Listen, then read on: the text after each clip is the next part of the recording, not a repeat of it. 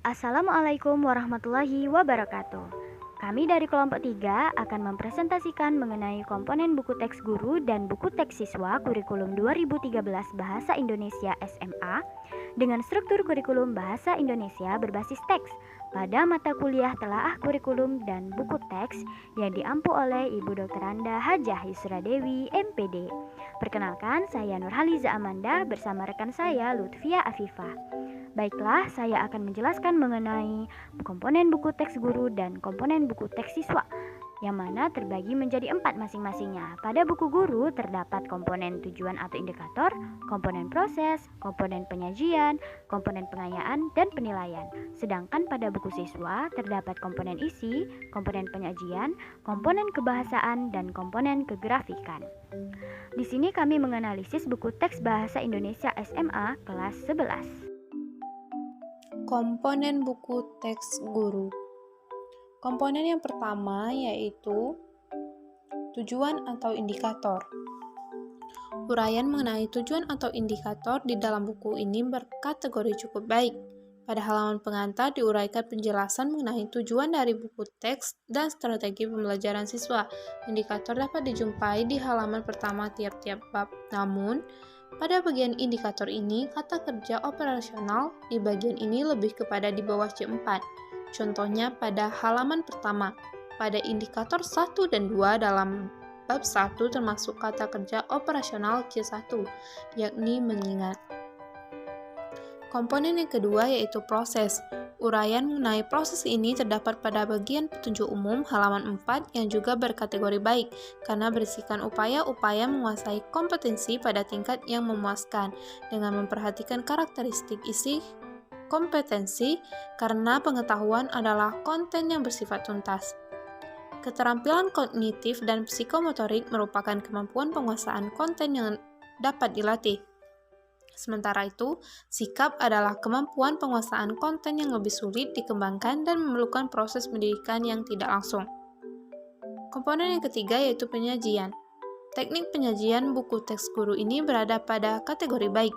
Buku teks ini menyertakan pendahuluan pada setiap bab yang berisi petunjuk kegiatan yang akan peserta didik lakukan. Buku ini juga bersifat konsisten dalam penyajian sistematika bab atau subbab yang berbasis aktivitas. Komponen yang keempat yaitu penilaian atau pengayaan. Pada komponen penilaian buku teks guru kelas 11 berbasis aktivitas lebih menonjolkan penilaian pengetahuan dan penilaian keterampilan saja, sedangkan penilaian sikap tidak diuraikan dengan detail mengenai bentuk penilaian, instrumen penilaian, dan rubrik penilaiannya. Selanjutnya, sejatinya buku teks pegangan guru dapat merangsang guru untuk mengembangkan diri dalam memecahkan masalah-masalah dalam pembelajaran bahasa Indonesia. Buku teks seharusnya memuat alternatif contoh-contoh penyelesaian permasalahan yang dapat dilakukan guru untuk memecahkan masalah-masalah yang ada di buku siswa. Namun, terkesan buku teks pegangan guru ini merupakan buku kunci jawaban untuk latihan-latihan soal yang ada pada buku pegangan siswa. Hal ini pada akhirnya membunuh kreativitas guru untuk mengembangkan kemampuan. Selanjutnya, komponen buku teks siswa. Komponen buku teks siswa yang pertama yaitu komponen isi. Hasil analisis menunjukkan buku teks siswa SMA kelas 11 memiliki kategori baik pada komponen isi. Pengembangan buku ini dilakukan dengan mengacu pada konsep teoritis yang berlandas pembelajaran bahasa terkini, yaitu CLIL. Berikut ini merupakan isi tiap bab. Pertama, penjelasan tentang tujuan, struktur retorika, kebahasaan, dan lokasi sosial. 2. Model teks dan telaah model teks. 3. Latihan dan tugas. Dan 4. Tugas pengembangan kompetensi. Selain itu, setelah daftar isi terdapat halaman pengembangan literasi siswa yang berupa tugas membaca buku dan membuat laporan bacaan. Namun seringkali bagian ini diabaikan oleh siswa dan guru. Terkadang guru tidak mengingatkan siswanya untuk pengembangan literasi ini. Komponen yang kedua yaitu penyajian. Penyajian materi bersifat interaktif dan partisipatif, yang memotivasi peserta didik terlibat secara mental dan emosional dalam pencapaian KI dan KD, sehingga peserta didik termotivasi untuk belajar secara komprehensif. Hasil temuan menunjukkan beberapa bagian sajian tidak memuat pada buku teks seperti pada bagian tujuan penulisan buku. Teks pelajaran tidak terurai pada halaman tersendiri. Tujuan penulisan buku hanya termuat pada bagian kata pengantar dengan porsi yang padat. Selanjutnya, bagian tujuan pembelajaran juga tidak terurai secara eksplisit dan memiliki speech tersendiri pada bagian pendahuluan buku pada setiap bab buku. Komponen yang ketiga yaitu kebahasaan.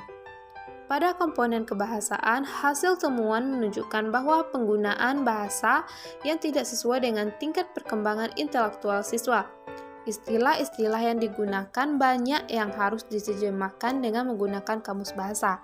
Terdapat beberapa istilah atau frasa yang sedikit membingungkan peserta didik. Namun, tetap saja ada solusi di bagian glosarium yang berguna memandirikan siswa mengartikan sebuah bahasa. Komponen yang keempat yaitu kegrafikan. Buku teks siswa sudah mencapai aspek kelayakan untuk digunakan peserta didik.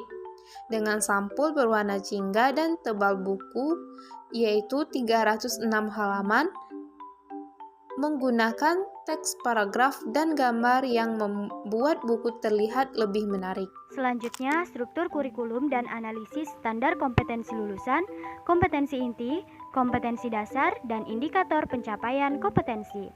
Berdasarkan struktur kurikulum, mata pelajaran bahasa Indonesia mendapati alokasi waktu belajar per minggu itu selama 4 jam dalam kelompok mata pelajaran wajib yang terlaksana di sekolah menengah pada umumnya. Berdasarkan analisis kami, alokasi waktu selama 4 jam untuk mata pelajaran bahasa Indonesia ini sudah cukup baik, karena memang mata pelajaran bahasa Indonesia termasuk ke dalam mata pelajaran umum yang biasanya membutuhkan waktu cukup lama dalam proses pembelajarannya. Selanjutnya, analisis standar kelulusan, kompetensi inti, kompetensi dasar, indikator pencapaian kompetensi, materi pembelajaran, serta kegiatan pembelajaran.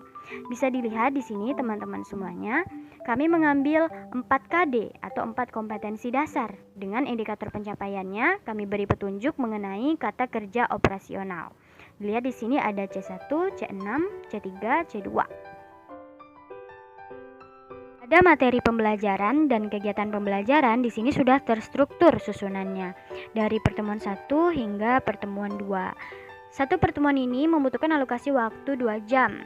Jadi semuanya terhitung 4 jam per minggu. Silahkan dipahami teman-teman semuanya.